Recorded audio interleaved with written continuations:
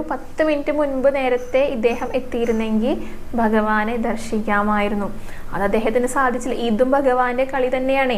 നമുക്ക് ആ ഒരു സമയത്ത് തോന്നില്ല. ചിലപ്പോൾ നമുക്കുണ്ടാകുന്ന സങ്കടത്തേക്കാൾ കുറച്ചുകൂടി വലിയ സന്തോഷം നമുക്ക് ഭഗവാനെ എടുത്തു വെച്ചിട്ടുണ്ടായിരിക്കും. പക്ഷെ ആ ഒരു ചിന്ത നമുക്ക് വരില്ല. എന്നിട്ട് നമ്മൾ സങ്കടപ്പെട്ടിട്ട് എങ്ങനെ ഇരിക്കും? അത് വേണ്ടാന്നാ ഭഗവാൻ പറയുന്നേ.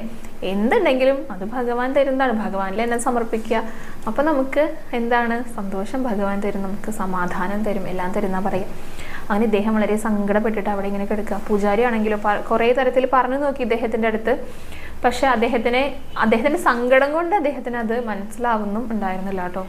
അങ്ങനെ ഇദ്ദേഹത്തെ എങ്ങനെയൊക്കെയോ പറഞ്ഞ് സമാധാനിപ്പിച്ച് ഈ കാര്യം സാധ്യമല്ല എന്നൊക്കെ പറഞ്ഞിട്ട് പൂജാരി വളരെ സങ്കടത്തോടെയാണ് കേട്ടോ അദ്ദേഹത്തിന്റെ വീട്ടിലേക്ക് പോയിട്ട്.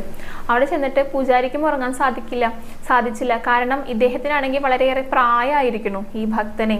ഇനിയിപ്പോൾ ഒരു 6 മാസം കഴിഞ്ഞിട്ട് അദ്ദേഹം എങ്ങനെ പിന്നെയും വരിക? ഇപ്പോഴാണെങ്കിൽ ഇവിടെ ആകെ മഞ്ഞ് മൂടി